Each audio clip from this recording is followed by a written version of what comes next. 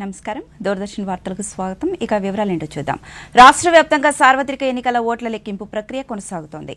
ఇప్పటి వరకు అందిన తాజా సమాచారం ప్రకారం 175 శాసనసభ నియోజకవర్గాలకు గాను ఎన్డీఏ కూటమిలోని తెలుగుదేశం పార్టీ 131 స్థానాల్లో ఆధిక్యంలో కొనసాగుతూ ఉండగా బీజేపీ 7 స్థానాల్లో, జనసేన పార్టీ 21 స్థానాల్లో ఆధిక్యంలో కొనసాగుతోంది.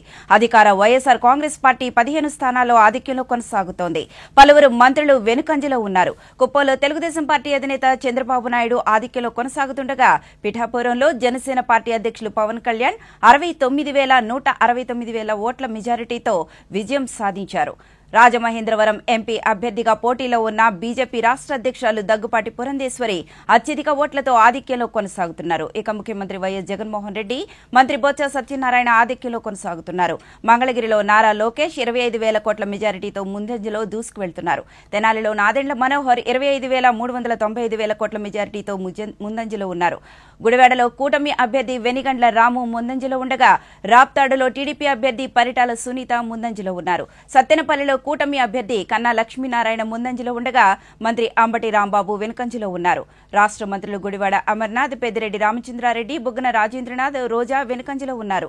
గన్నవరం నియోజకవర్గంలో వల్లభనేని వంశీ వెనుకంజలో ఉన్నారు. పామారు, పెడనలో టీడీపీ అభ్యర్థులు ఆధిక్యంలో కొనసాగుతున్నారు. ఆముదాల వలస నుంచి స్పీకర్ తమ్మినేని సీతారాం వెనుకంజలో ఉన్నారు.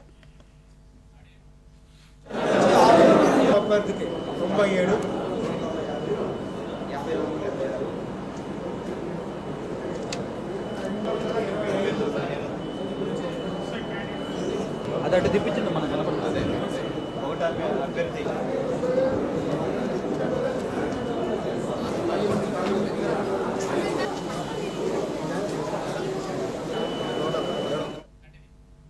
రాష్ట్ర వ్యాప్తంగా ఎన్నికల ఓట్ల లెక్కింపు ప్రక్రియ కొనసాగుతోంది. తెలుగుదేశం పార్టీ రాజమహేంద్రవరం రూరల్ అభ్యర్థి గోరంట్ల బుచ్చయ్య చౌదరి 50,000 ఓట్ల మెజారిటీతో విజయం సాధించారు. ఇక ఉరవకొండలో టీడీపీ అభ్యర్థి పయ్యావుల కేశవ్, విజయవాడ సెంట్రల్లో బోండా ఉమామహేశ్వరరావు ఆధిక్యంలో కొనసాగుతున్నారు. హిందూపురంలో బాలకృష్ణ 12,000కు పైబడి ఓట్ల మెజారిటీతో ఆధిక్యంలో కొనసాగుతున్నారు. పుట్టపర్తిలో టీడీపీ అభ్యర్థి పల్లె సింధూరారెడ్డి, గన్నవరంలో యార్లగడ్డ వెంకట్రావు, అవనిగడ్డలో మండలి బుద్ధప్రసాద్ ఆధిక్యంలో కొనసాగుతున్నారు.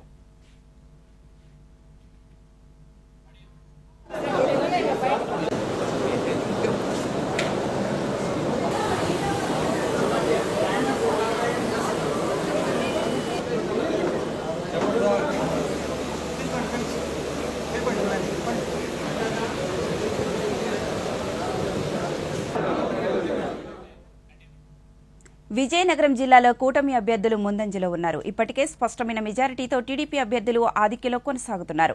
జిల్లాలో తాజా పరిస్థితులను మా ప్రతినిధి పిఎస్ఎస్వి ప్రసాద్ అందిస్తారు. ప్రసాద్ రావు, ఓవర్ టు యూ. ప్రసాద్ రావు, చెప్పండి, జిల్లాలో అభ్యర్థుల జయాపజయాలు ఎలా ఉన్నాయి? విజయనగరం ఉమ్మడి జిల్లాలో 9 నియోజకవర్గాల్లో కూటమి అభ్యర్థులు విజయం కొనసాగిస్తున్నారు. ఇప్పటికే 1,70,000 మెజార్టీతోనే ఎంపీ ముందంజలున్నారు. ఏ నియోజకవర్గంలో చూసినా సరే 30 నుంచి 45,000 మెజార్టీతో కొనసాగుతున్నారు. ఒక చీపురుపల్లి నియోజకవర్గంలో మాత్రమే 5,000 మెజార్టీతోనే టీడీపీ అభ్యర్థి కళా వెంకట్రావు ఉన్నారు. ఏ నియోజకవర్గం మిగతా మనం చూసుకున్నట్లయితే ఎస్కోట్ గానీ, శ్రీ విజయనగరం గానీ, నెల్లిమర్లలో ఉన్న జనసేన అభ్యర్థి కూడా సుమారు 28,000 ఓట్ల మెజార్టీతో ఉన్నారు. మొత్తం విజయనగరం చూసినట్లయితే ప్రస్తుతానికి ఉన్న ట్రెండ్ చూసినట్లయితే 9 నియోజకవర్గాలు కూడాను కూటమి అభ్యర్థులు గెలిపించే అవకాశం ఉన్నది. ఏదేమైనప్పటికీ కూడా మెజార్టీ అనేది 25,000 నుంచి 35, విజయనగరం చూసుకున్నట్లయితే 45,000 మెజార్టీతోనే కొనసాగుతున్నది. ఇంకా కాస్త ఇంకొక 2 రౌండ్ మాత్రమే ఉన్నాయి. ఇంచుమించు సుమారు 18 నుంచి 16 నుంచి 18 రౌండ్స్ అనేది క్లియర్ అయిపోయి దాదాపు ఇంకొక పావు గంట, అరగంటలో పూర్తి రౌండ్లన్నీ క్లియర్ అయిపోయి పూర్తి స్థాయిలో మెజార్టీ మనకి చెప్పే అవకాశం ఉంటుంది. War to studio. Okay, right, thank you Prasad. రాష్ట్రంలో సార్వత్రిక ఎన్నికల ఓట్ల లెక్కింపు ప్రక్రియ కొనసాగుతోంది. రాష్ట్రంలోని 25 లోక్సభ స్థానాలకు గాను 21 స్థానాల్లో కూటమి అభ్యర్థులు ఆధిక్యంలో కొనసాగుతుండగా 16 స్థానాల్లో తెలుగుదేశం పార్టీ, 3 స్థానాల్లో బీజేపీ, 4 స్థానాల్లో వైఎస్ఆర్సీపీ, 2 స్థానాల్లో జనసేన ఆధిక్యంలో కొనసాగుతున్నాయి. శ్రీకాకుళంలో కూటమి అభ్యర్థి కింజరపు రామ్మోహన్ నాయుడు, అనకాపల్లిలో సీఎం రమేష్, అమలాపురంలో జీఎం హరీష్, రాజమహేంద్రవరంలో దగ్గుపాటి పురంధేశ్వరి, నరసాపురంలో భూపతిరాజు శ్రీనివాస్ వర్మ, మచిలీపట్నం విశాఖపట్నంలో వల్లభనేని బాలశౌరి, విజయవాడలో కేశినేని శివనాథ్, గుంటూరులో డాక్టర్ చంద్రశేఖర్ పెమ్మసాని, నరసరావుపేటలో లావు శ్రీకృష్ణదేవరాయలు ఆధిక్యంలో కొనసాగుతుండగా ఆయనపై పోటీ చేసిన మాజీ మంత్రి అనిల్ కుమార్ యాదవ్ వెనుకంజలో ఉన్నారు. ఒంగోలులో మాగుంట శ్రీనివాసులు రెడ్డి, నంద్యాలలో బైరెడ్డి శబరి ముందంజలో కొనసాగుతున్నారు. కాంగ్రెస్ పార్టీ కడప ఎంపీ అభ్యర్థి వైఎస్ అవినాష్ రెడ్డి ఆధిక్యంలో దూసుకువెళ్తూ ఉండగా షర్మిల వెనుకంజలో ఉన్నారు. అరకులో వైసీపీ అభ్యర్థి గుమ్మ తనూజారాణి ఆధిక్యంలో కొనసాగుతూ ఉన్నారు. ఇక చిత్తూరులో టీడీపీ అభ్యర్థి దగ్గు మల్ల ప్రసాదరావు 1,70,000కు పైగా ఓట్ల మెజార్టీతో ముందంజలో కొనసాగుతున్నారు. వైసీపీ ఎంపీ రెడ్డప్ప వెనుకంజలో ఉన్నారు.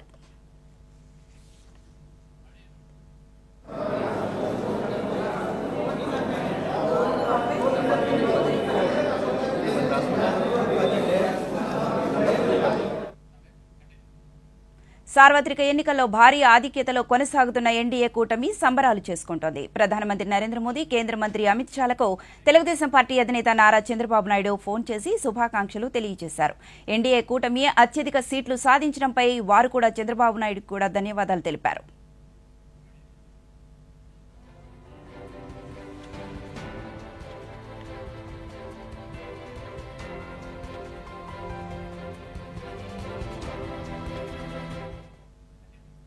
విజయవాడ పశ్చిమ నియోజకవర్గంలో కూటమి బీజేపీ అభ్యర్థి యలమంచిలి సత్యనారాయణ చౌదరి 30,000 ఓట్లకు పైగా మెజారిటీతో కొనసాగుతున్నారు.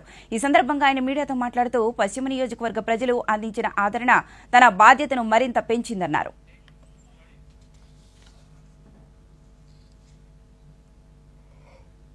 డెఫినెట్గా పశ్చిమ నియోజకవర్గ ప్రజలు నా బాధ్యతను బాగా పెంచారని నేను ఫీల్ అవుతున్నాను. డెఫినెట్గా జీవితాంతం పశ్చిమ నియోజకవర్గ ప్రజలకి సేవా కార్యక్రమంలో నియోజకవర్గాన్ని అభివృద్ధి పనుల్లోనే నేను నిమగ్నమై పనిచేస్తాను. భగవంతుడు నాకు ఇచ్చిన ఇది ఒక అవకాశం కింద నేను ట్రీట్ చేస్తా ఉన్నాను. కులాలకి మతాలకి అతీతంగా అన్ని రౌండ్స్లోనూ అన్ని డివిజన్లోనూ ప్లస్ ఉన్నాయి. ఇంతవరకు ఒక్క డివిజన్లో కూడా మైనస్ అనేది రాలేదు. అది చాలా సంతోషంగా ఉంది. ఏవో చెప్తుంటారు రాజకీయాల్లో కులము మతం ఇవన్నీ అని చెప్పి. కులం లేదు, మతం లేదు, ఏమీ లేదు. మనం వెళ్ళి కనుక మనం ప్రజల దగ్గరికి వెళ్ళి ప్రజల నాడి పట్టుకొని గట్టిగా చెప్పి దాన్ని ఇప్పుడు ఆ బాధ్యత ఇంకెక్కువ మనం ఒక ఎమ్మెల్యేగా గెలిస్తే ఉండే బాధ్యతను ఊహించి డెఫినెట్గా కష్టపడి పనిచేస్తే మాత్రం ప్రజా దీవెనలు ఎప్పుడు ఉంటాయని చెప్పి నన్ను గెలుపుని ఏ విధంగా చూస్తారు సార్?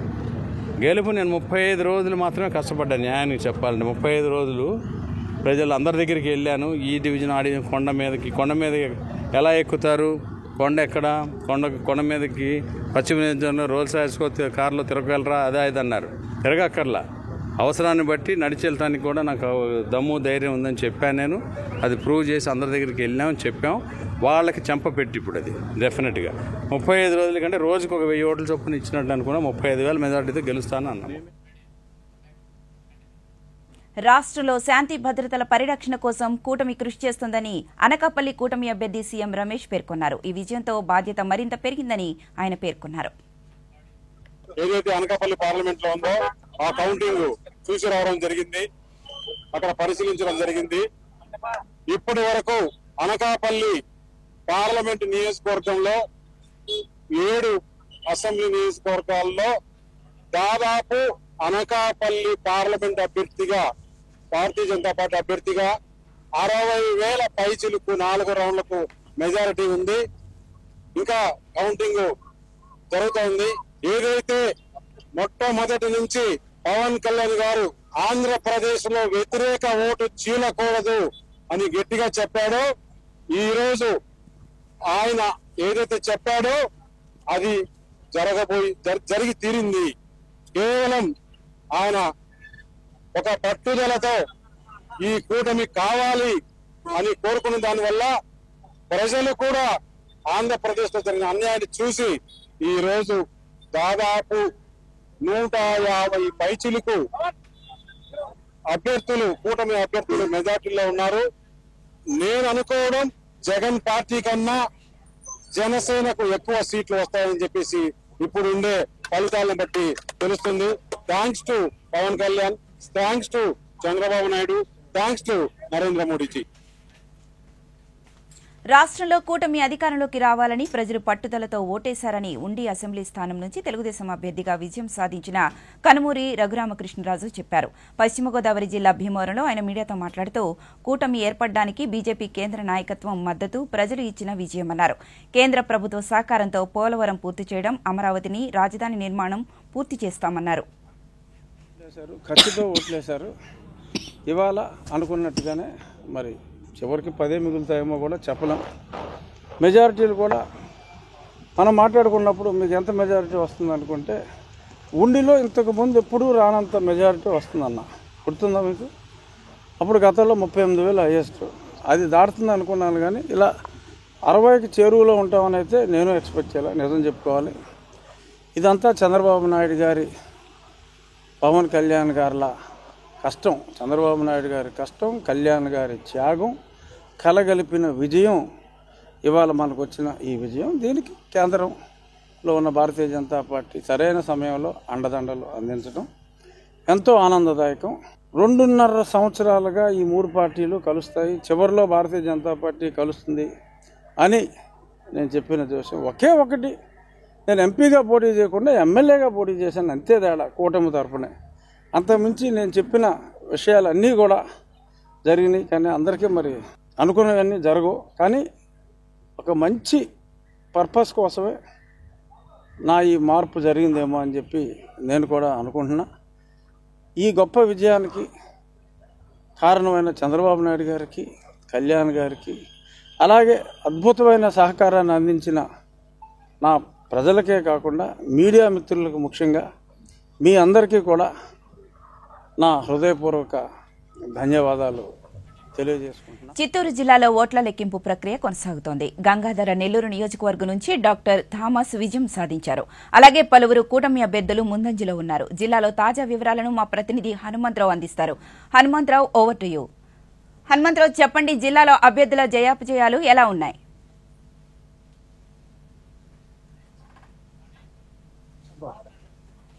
మీకు వినిపిస్తుందా? వాయిస్ వస్తుందా? హలో, వాయిస్ వస్తుందా?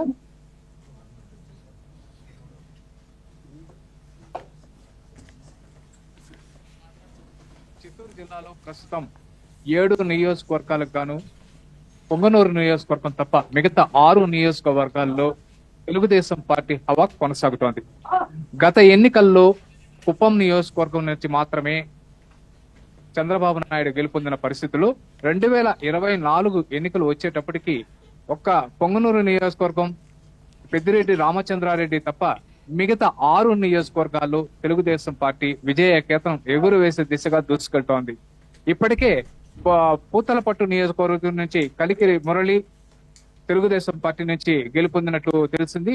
అలాగే జీడి నెల్లూరు నుంచి థామస్ గెలుపొందినట్లు ఇప్పటికే ప్రకటించారు. మిగిలిన 4 నియోజకవర్గాలకు సంబంధించి మరో 2 గంటల్లో కూడా మనకు మొత్తం ఫలితాలు వచ్చే అవకాశం ఉంది. దూరదర్శన్. ఓకే, థ్యాంక్ యూ అండి. ఈ ఎన్నికల ప్రజలు ఇచ్చిన తీర్పును ఒప్పుకొని స్వీకరిస్తున్నట్లు మచిలీపట్నం వైఎస్ఆర్సీపీ అభ్యర్థి పేర్ని కృష్ణమూర్తి తెలిపారు.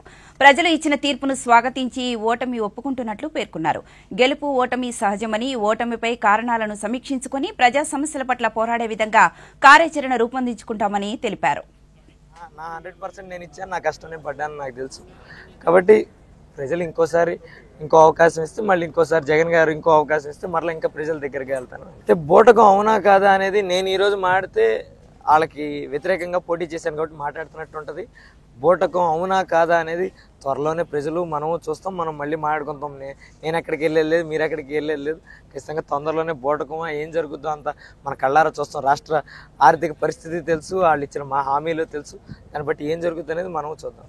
అది ఈ రోజుకి నేనేం అంచనా వేయలేకపోతున్నా. వాళ్ళు అంటే చంద్రబాబు గారు మోసం చేశారు కాబట్టి జగన్ గారికి అవకాశం ఇచ్చారు, మళ్ళీ ఇంకోసారి మరి ఎందుకు అవకాశం ఇచ్చారని ఏంటో ఆ సరళ అర్థం కాలేదు. కాబట్టి ఖచ్చితంగా కొన్ని రోజులు గడిస్తే ఏమన్నా అర్థమవుతుందని నేను అనుకుంటున్నాను. ఇప్పుడు ఈ 2019లో వాళ్ళు మాకు పట్టం కట్టినప్పుడు ఎట్లాగైతే ఆనందం ఇచ్చాం, ఇప్పుడు కూడా వాళ్ళ తీర్పు గౌరవం. ఇక ప్రజా తీర్పు 2024 చర్చా వేదిక స్టూడియోలో రెడీగా ఉన్నారు. Over to studio మహిజా.